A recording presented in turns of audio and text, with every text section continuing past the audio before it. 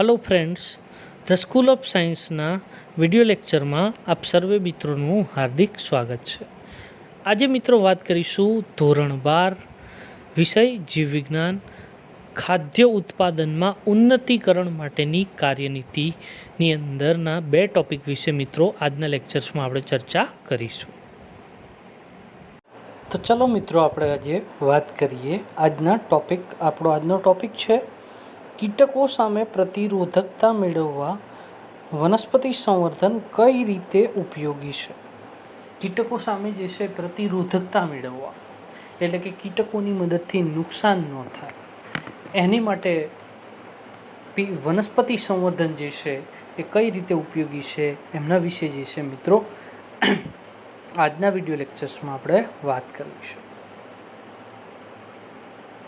તો મિત્રો સૌપ્રથમ જે છે એ આપણે વાત કરીએ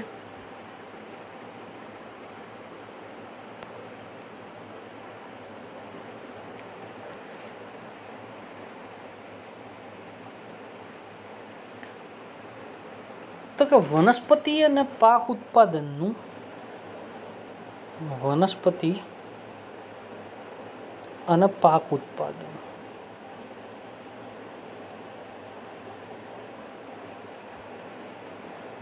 મોટા પાયે વિનાશનું કારણ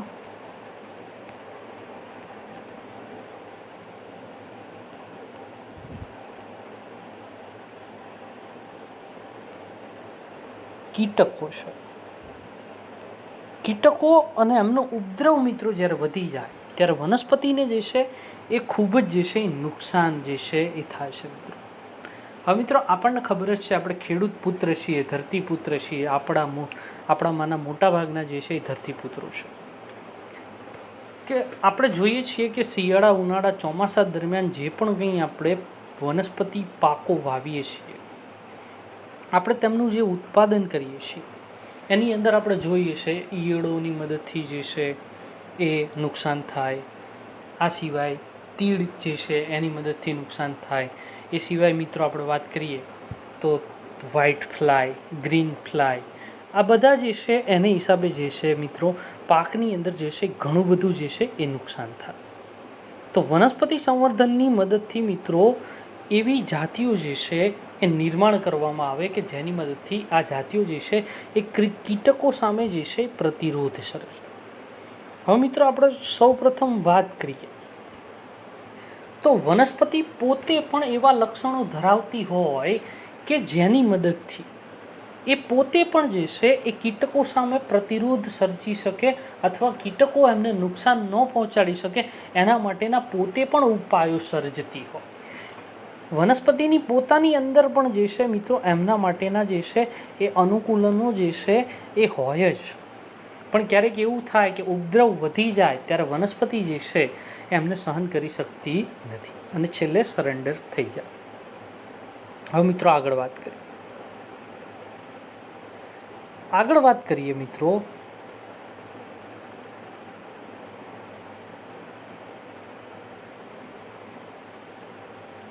તો એની અંદર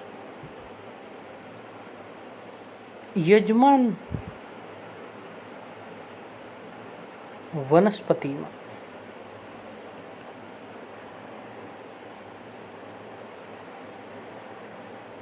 કીટ પ્રતિરોધકતા 3 રીતે. પહેલી, બાહ્યકાર રીતે.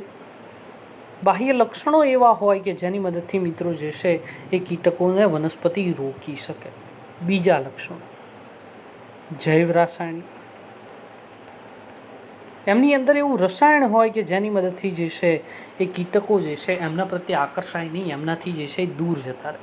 દાખલા તરીકે લીમડો જે છે એ ઘણા બધા કીટકો જે છે એમની પાસે જતા નથી. શું કામે? કારણ કે એ જે છે એ કડવું છે.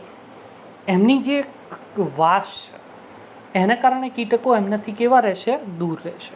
આવા તમે ઘણા બધા એક્ઝામ્પલ્સ જે છે કુદરતની અંદર તમે જોયા હશે. દાખલા તરીકે તમાકુનું છોડ, એની પાસે પણ અમુક પ્રકારના કીટકો જે છે એ જતા નથી. ત્રીજું જે છે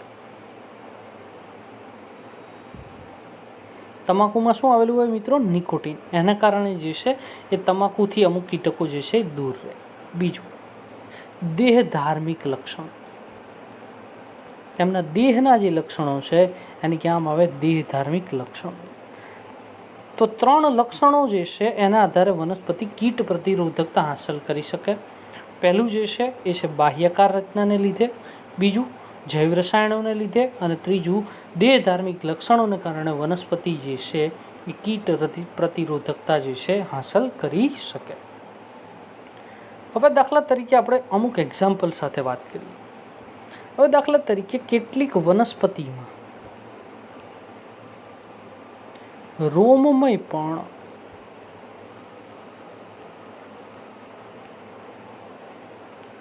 હવે તમે જોયું હશે કે ઘણી વનસ્પતિ દાખલા તરીકે આ એનું પર્ણ હોય તો એની સપાટી ઉપર આ રીતે જે છે એ રોમ આવેલા હશે. આ રોમને હિસાબે કીટકો જે છે એમનાથી દૂર રહેતા હોય. દાખલા તરીકે કપાસનું પર્ણ તમે જોશો તો એ તમને રોમમય દેખાશે. ઉપરની જે ત્વચા છે, અધિસ્તર છે, એમની ઉપર સપાટી ઉપર રોમ આવેલા હશે, નાના નાના જે છે એને કારણે જેસિડ એમનાથી જે છે દૂર રહે. બીજું, ઘઉંની અંદર જે છે પર્ણની રચના એવી છે કે જેને કારણે ભૃંગ કીટકો જે છે એમનાથી જે છે એ દૂર રહે.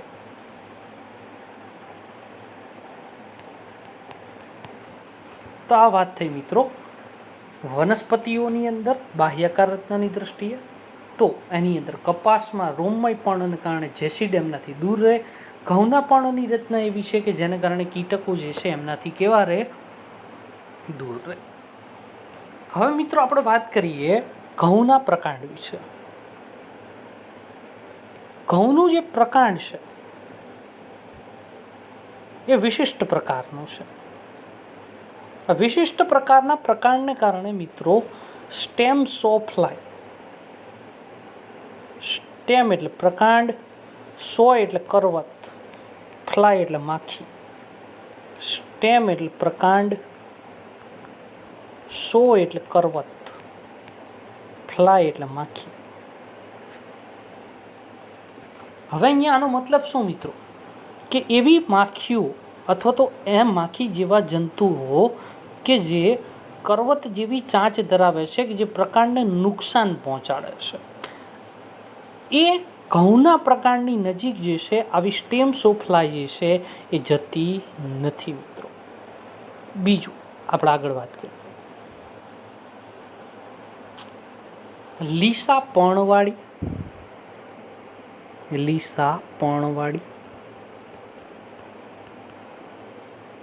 અને મધુરસ વિહીન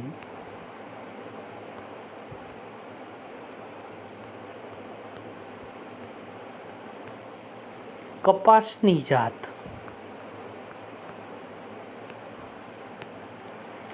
બોલવર્મ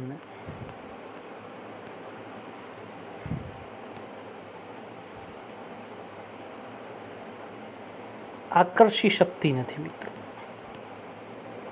લીસું પણ હોવાને કારણે અને એની અંદર મધુરસ ન હોવાને કારણે કપાસની જે જાત છે એવી જાતો એ બોલવર્મ જે છે એમને આકર્ષી શકતી નથી મિત્રો.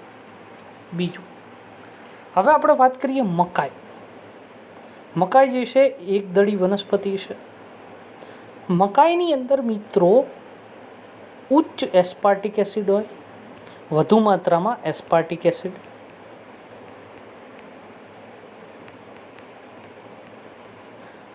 અને નાઇટ્રોજન અને શર્કરા.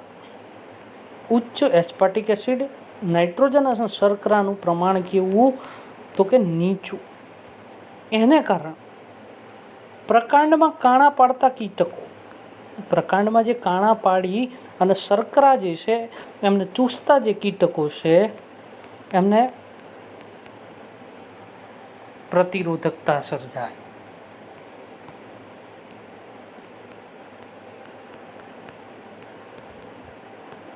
શું કામ? કારણ કે શર્કરા કેવી છે? ઓછી છે મિત્રો. શર્કરાને કારણે તેઓ આકર્ષાશે. અહીંયા શર્કરા ન હોવાને કારણે તેઓ આકર્ષાતા નથી. માટે જે છે તેઓ જે છે એ જતા નથી અને મકાઈના પ્રકાંડની અંદર કાણા પાડતા નથી, છિદ્ર પાડતા નથી મિત્રો. હવે મિત્રો આપણે આગળ વાત કરીએ તો કીટ પ્રતિરોધકતા માટેની સંવર્ધન પદ્ધતિઓ. અન્ય કોઈ પણ કૃષિ વિષયક લક્ષણ જેમ કે ઉત્પાદન કે ગુણવત્તા વગેરે તે જ પદ્ધતિઓનો સમાવેશ કરી શકાય છે મિત્રો. બીજું કે વનસ્પતિ સંવર્ધન કરવું હોય, વનસ્પતિ સંવર્ધન ક્યાંથી કરી શકાય તો કે જંગલી જાતોમાંથી જે છે એ પ્રતિરોધક જનીનો શોધીને,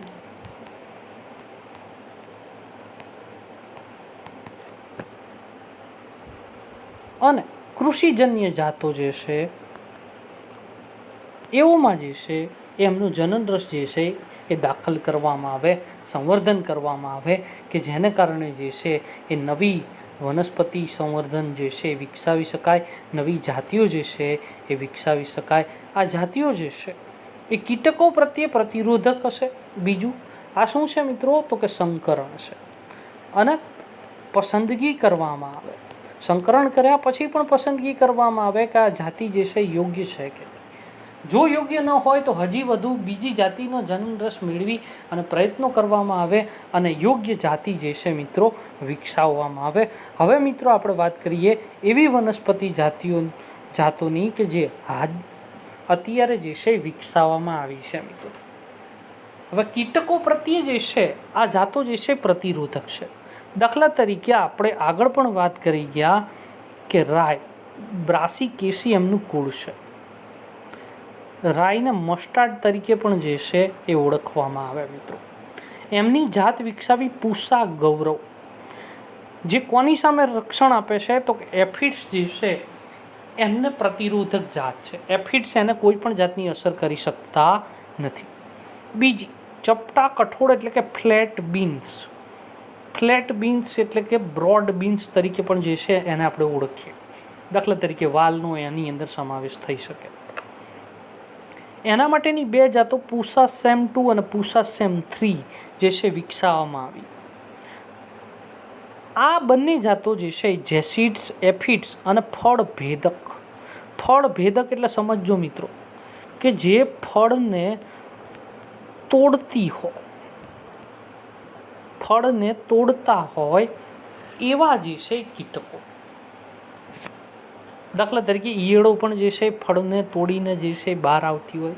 તમે કપાસના ઝીંડવાની અંદર પણ જોયું હશે, તમે ભીંડાની અંદર પણ જે છે એ જોયું હશે કે ભીંડામાંથી જે છે ઈયળ બહાર આવતી હશે, તમે જોયું હશે. તો આવા ફળ ભેદક જે છે એમની સામે જે છે એ પ્રતિરોધકતા આપે. આ સિવાય જેસિડ્સ અને એફિડ્સ.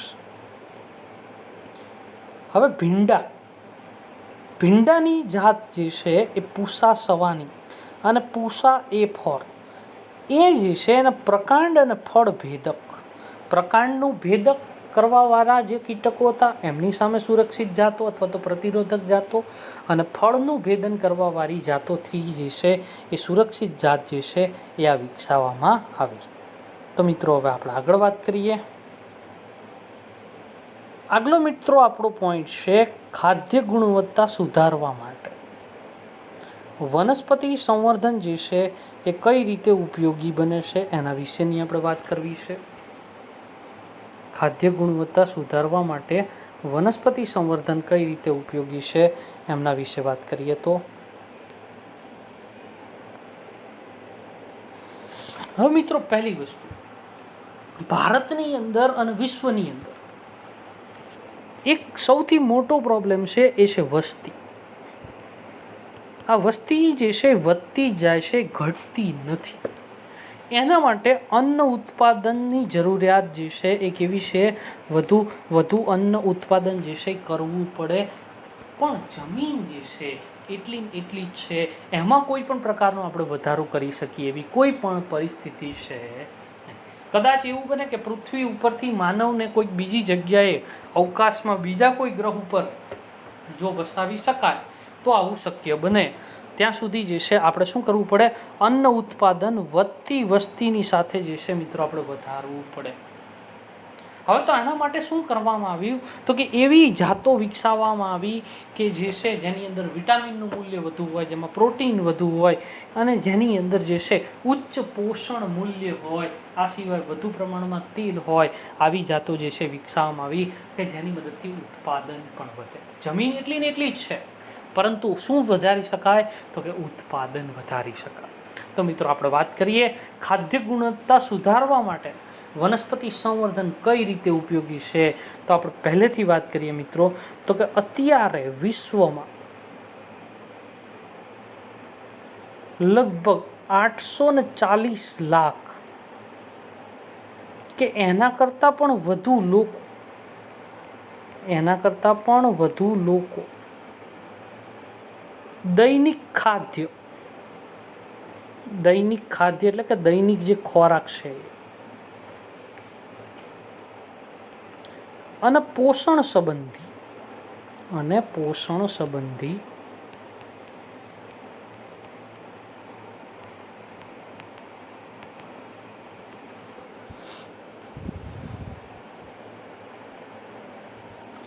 જરૂરિયાતો એમની પૂરી નથી થતી.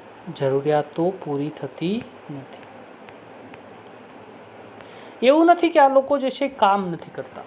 એ લોકો 12 કલાક, 14 કલાક, 16 કલાક જે છે એ વર્ક કરે છે, કામ કરે છે, છતાં એ લોકો એટલું નથી કમાતા કે જેને કારણે પોતાના પરિવારનું જે છે એ સારામાં સારી રીતે મિત્રો જે છે ગુજરાન ચલાવી શકે.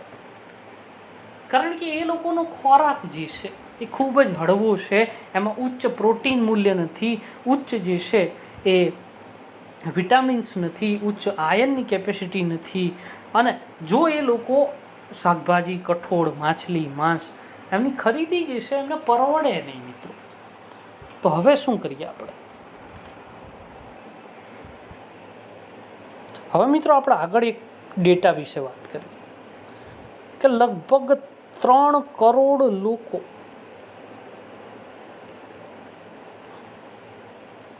લઘુ પોષક તત્વો,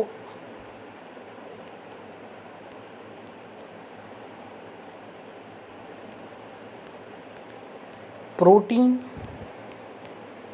અને વિટામિન્સ ની ઉણપ સહન કરે છે. એ લોકોની અંદર પ્રોટીન, વિટામિન અને લઘુ પોષક તત્વોની જે છે ઉણપ છે. શાના માટે? હંગર એટલે ભૂખ. કારણ કે તેમની પાસે એટલા પૈસા નથી, એટલા રૂપિયા નથી, એટલા ડોલર નથી, એટલી કરન્સી નથી કે જેને કારણે તેઓને સારા શાકભાજી, કઠોળ, માછલી કે માંસ ખરીદવું પરવડે. કારણ કે એ લોકો પાસે એટલી ઇન્કમ જ નથી કે જેના કારણે એમને આવી વસ્તુઓ જે છે એ વેચાતી લેવી પોસાય મિત્રો. તો એવી પરિસ્થિતિમાં જે છે આપણે શું કરવું પડે તો કે જેની અંદર એવી વનસ્પતિઓ આપણે તૈયાર કરવી પડે કે જેની અંદર ઉચ્ચ કેલરી મૂલ્ય હોય, વધુ માત્રામાં વિટામિન્સ હોય, વધુ માત્રામાં પ્રોટીન્સ હોય, વધુ માત્રામાં લઘુ પોષક તત્વો હોય. તો એને કારણે આવા જે પણ કંઈ લોકો છે એ લઘુ પોષક તત્વો, પ્રોટીન્સ, વિટામિનની ઉણપને કારણે થતા રોગોથી જે છે આપણે એમને બચાવી શકીએ. હવે શું કે એવો ખોરાક તૈયાર કરવો પડે. શું કરવો પડે? એવો ખોરાક તૈયાર કરવો પડે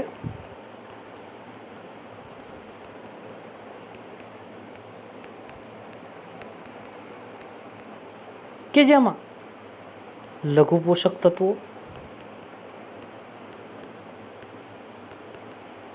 આયન, વિટામિન એ, આયોડીન વગેરે જે છે એના કારણે રોગો થાય મિત્રો. બીજું ખાસ કરીને દાખલા તરીકે આપણે વાત કરીએ, આયોડિનની કમીને કારણે જે છે ગોઈટર થાય, વિટામિન એની કમીને જે કારણે જે છે આંખ સંબંધિત જે છે એ રોગો થાય, આયર્ન ન હોય તો હિમોગ્લોબિનને જે છે આયર્નની જરૂર પડે. આ સિવાય શરીરની અંદર લઘુપોષક તત્વોની જે છે ઉણપ થાય તો એના કારણે પણ જે છે એ રોગો થાય. તો એને કારણે આપણે એવી જાતો અહીંયા વિકસાવવાની છે કે જેને કારણે મનુષ્યનું આયુષ્ય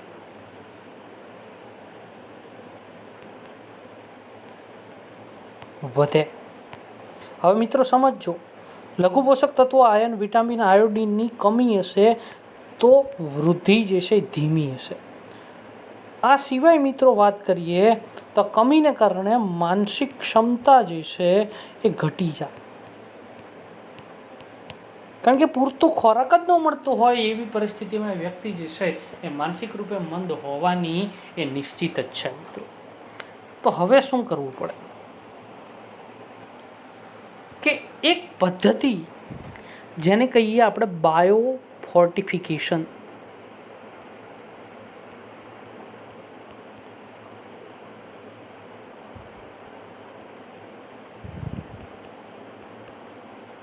ગુજરાતીમાં એને કહેવામાં આવે જૈવિક રક્ષણાત્મકતા.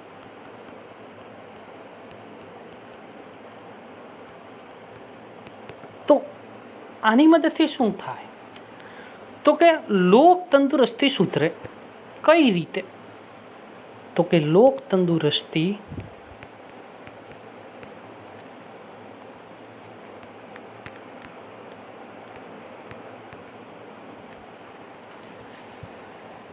માં સુધારો કરવા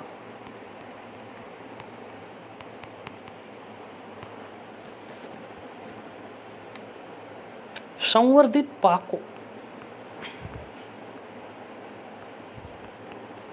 વિકસાવવા પડે. આ સંવર્ધિત પાકોમાં વિપુલ માત્રામાં વિટામિન્સ હોય,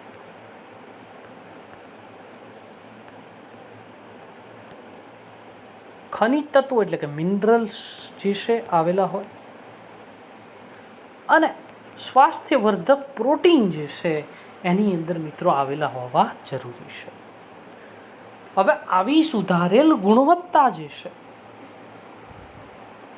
એમાં શું શું વસ્તુ આઈએમપી છે તો એના વિશે વાત કરીએ મિત્રો. તો પહેલું તો કે સુધારેલ પોષણ ગુણવત્તા માટે પહેલી વસ્તુ કે આવો જે પણ કંઈ ખોરાક આપણે વિકસાવીએ એની અંદર પ્રોટીન પ્રમાણ અને એમની ગુણવત્તા સુધારવી પડે. પ્રોટીન પ્રમાણ અને એમની ગુણવત્તા જે છે એ સુધારવી પડે. બીજું, તૈલ પ્રમાણ અને ગુણવત્તા સુધારવી પડે. જે પણ કંઈ વનસ્પતિ વિકસાવીએ એની અંદર પ્રોટીનનું મૂલ્ય વધારવું પડે.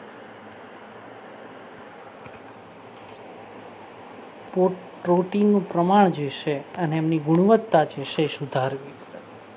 બીજું,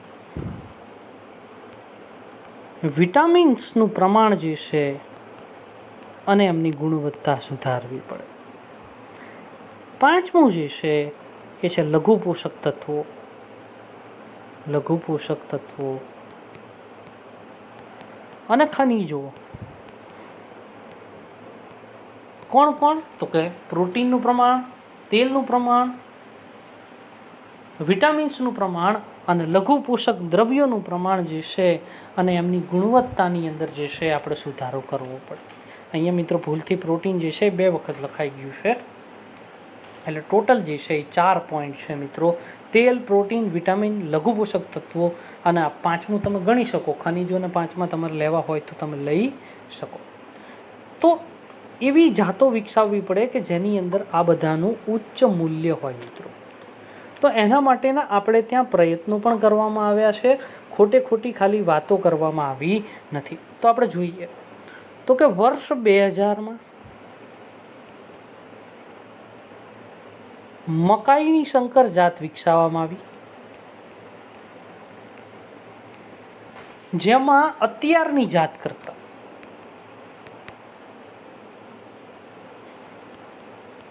અત્યારની એટલે અત્યારે 2020 ચાલે છે મિત્રો, એટલે 2020ની જાતિ સાથે એને કમ્પેર નથી કરવાનું. એને કઈ કે 2000 ઈસવીસન 2000 પહેલાંની જે સાલ છે, 99ની સાલમાં જે મકાઈ હતી એની સાથે એમને કમ્પેર કરવાનું છે. હાલની જાત કરતાં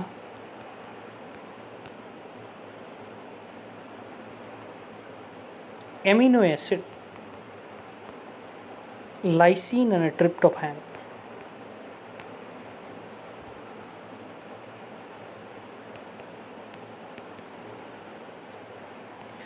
બે ગણા કરવામાં આવ્યા મિત્રો. કેટલા? ડબલ. 2 ગણા પ્રમાણમાં જે છે એ નવી વનસ્પતિ સંવર્ધિત જાતિ મકાઈની એમાં લાઇસીન અને ટ્રિપ્ટોફેનનું પ્રમાણ જે છે એ જૂની જાતિ હતી એના કરતાં કેટલા પ્રમાણમાં નોંધાયું મિત્રો? 2 ગણા પ્રમાણની અંદર જે છે એ નોંધાયું મિત્રો. એ જ રીતે મિત્રો જે છે એ ઘઉંની જાત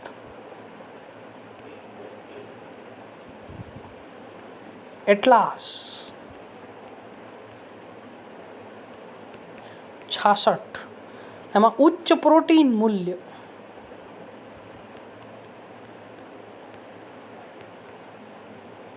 એમનાની અંદર ઉચ્ચ પ્રોટીનનું મૂલ્ય હતું. એને કારણે મિત્રો જે છે એ ઘઉંનો સુધારેલ પાક મેળવવા માટે જે છે એ દાતા તરીકે જે છે આ જાત જે છે એ ઉપયોગી નીવડી મિત્રો. અને બીજું, સામાન્ય વપરાશમાં લેવાતી ચોખાની જાતમાં 5 ગણું, કેટલા ગણું મિત્રો? 5 ટાઈમ્સ આયન મૂલ્ય, 5 ગણું આયન મૂલ્ય ધરાવતી ચોખાની જાત વિકસાવવામાં આવી. સામાન્ય જાતમાંથી મિત્રો કેટલા ગણી? 5 ગણી વધુ જે છે એ આયન ધરાવતી ચોખાની જાતિ જે છે મિત્રો વિકસાવવામાં આવી. મિત્રો શરીરને, આપણા શરીરને આયનની જે છે ખૂબ જ જે છે એ જરૂરિયાત છે. તમને ખબર હશે કે આપણા શરીરની અંદર રુધિરમાં આવેલા આરબીસી રેડ બ્લડ સેલ, જેને આપણે કહીએ રક્તકણો, રક્તકણોની અંદર આવેલું હિમોગ્લોબિન, જેમાં હિમ અને ગ્લોબિન. હિમ જે છે મિત્રો, ગ્લોબિન પ્રોટીન છે, જ્યારે હિમ એ બીજું કંઈ નથી મિત્રો, આયન છે, ફેરસ છે. અને એ ઓક્સિજન અને કાર્બન ડાયોક્સાઇડના વહનની અંદર જે છે મિત્રો અગત્યનું જે છે એ ઘટક છે. આ સિવાય મિત્રો વાત કરીએ તો ભારતીય કૃષિ સંશોધન સંસ્થા ઇન્ડિયન એગ્રીકલ્ચર, મિત્રો પૂરું નામ યાદ રાખજો, ઇન્ડિયન એગ્રીકલ્ચરલ રિસર્ચ ઇન્સ્ટિટ્યૂટ, એનું શોર્ટ ફોર્મ છે IARI, Indian agricultural research institute. ક્યાં આવેલું છે? ન્યૂ દિલ્હી.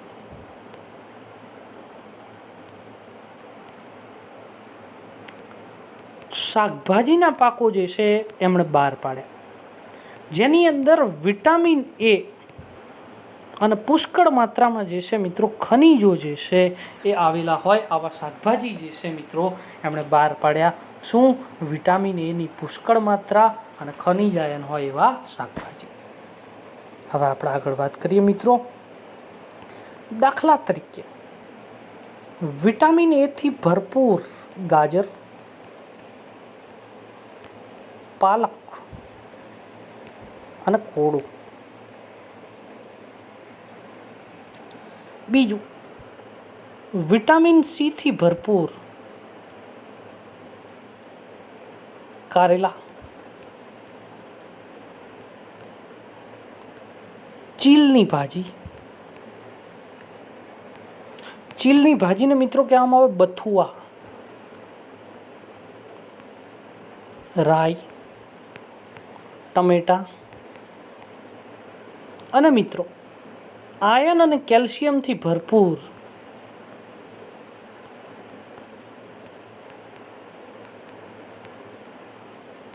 પાલક અને ચીલની ભાજી એટલે કે બથુઆ.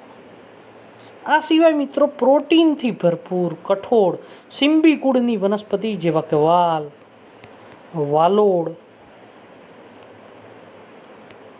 ફણસી, વટાણા વગેરે મિત્રો જે છે વનસ્પતિ સંવર્ધનને કારણે જે છે એ શક્ય બન્યું, કે જેને કારણે જે પણ કંઈ લોકો વિટામિનથી, ખનિજ તત્વોની ઉણપથી જે છે એ એમને રોગો થતા હતા, એ રોગોનું જે છે નિવારણ કરી શકાય માટે જે છે મિત્રો આ જે છે એ વિકસાવવામાં આવી. તો મિત્રો તમે સ્ક્રીનશોટ લઈ શકો છો.